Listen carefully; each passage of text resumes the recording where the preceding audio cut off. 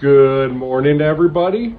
08:33-ish, 22 February, Jacksonville, North Carolina, Hot Works, doing 22 workouts in 22 hours for Irreverent Warriors. We bring veterans together using humor and camaraderie to improve mental health and prevent veteran suicide. Yes, that is U.S. versus Canada behind us, and yes, the U.S. is up by 1. So, yeah, if you're getting distracted there, the hockey game's going well. Go USA. I'll put the America Silkies back on in here in a minute. I got the party Silkies on right now. So, hey, I have talked about the gear for the hikes. I've talked about the cities for the hikes. I haven't talked about the people, and that's what this one's going to be on, and it's going to be a little long. So, but be brief, be brilliant, be gone, whatever. All right, so the people, hey, we get everything out here. All you got to do to come out on one of these hikes is make it through boot camp. That's it. Make it through entry-level training and you're in. So, active duty, veterans, all ages, shapes, and sizes, and you'll learn really quick with the Silkies, there's a difference between being able to put something on and something fitting properly. I fall into the put something on category of the Silky. So, anyway, these people are awesome. All ranks. I think they're, according to the Hike Back documentary, 90,000 veterans active duty have been on these hikes. I think the Hike Back was 2 years ago, or something like that. 90,000 plus. We'll just say it that way.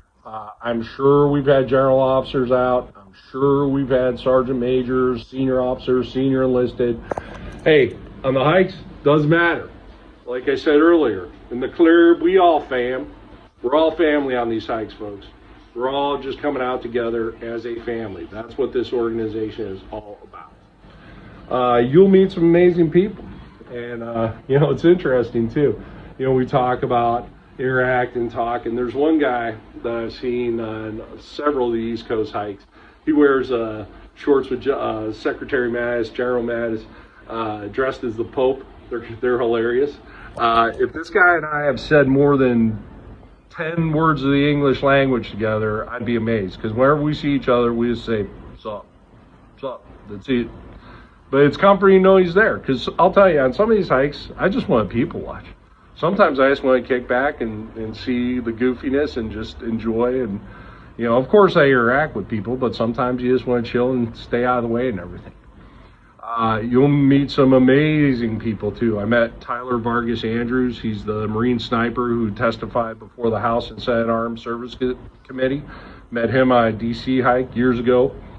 Talked to him briefly, and as I'm talking to him, my left foot was hurting really bad. I tore it up doing something, and I was contemplating not doing the hike. And then I see a man with no arm, no leg, and 160 pieces of shrapnel in his body. And thought, okay, I got to do this hike. In fact, I said to him, "Real good, man." And he looked at me and said, "What's wrong?" I said, "Yeah, now I got to do this hike if you're out here." And I will tell you, after I finished that hike, that was the most pain I had ever been in. 26 years of humps, marathons, ultra marathons. I had never been in that much pain. But after that, I drove up to Gettysburg. I threw a bag of ice on the car, put the left foot on it, and went toward Gettysburg, which is another benefit of these hikes.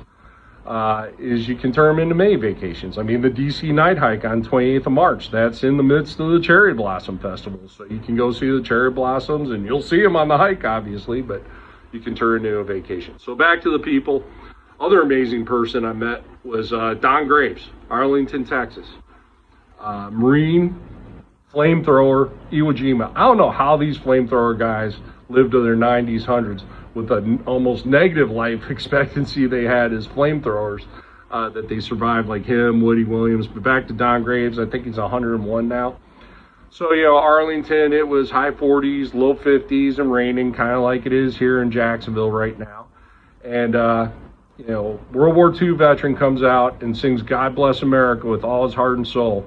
And I'll tell you what, if that doesn't put a lump in your throat and that doesn't motivate you, I go back to you're probably not getting the proper amount of sleep, and you probably don't have the right amount of fluids going to your brain. Because if that doesn't motivate you, my God. But you'll meet amazing people and have amazing moments on this Cincinnati hike. Lady, one of the hike volunteers, her grandfather committed suicide. He was on the Cincinnati Fire Department. We were on a stop. Cincinnati fire truck pulls up, has a picture of her grandfather, and she broke down. And not in a bad way. She was so happy that they remembered him and honored him by bringing him out with us. That wasn't triggering. That was therapy for her. And she said that. So it's moments like these that you will experience on these hikes. And again, if that didn't put a lump in your throat, probably want to go get some proper sleep and get the fluids flowing through your brain properly, because my God. So that's the things you're going to experience. You are going to meet people from all military occupational specialties, you know, Vietnam War, Desert Storm, global war on terror, what we're doing now, all of it. And people that haven't even been to combat. You don't, you know, people can have trauma and issues that haven't been to combat. In fact, I think there was a report that more people that hadn't been to combat were committing suicide than ones that were a few years back. So look, like I said, in the Clerb, we all fam. We're all family. We're on this together. Love y'all, and we'll see you in a little bit.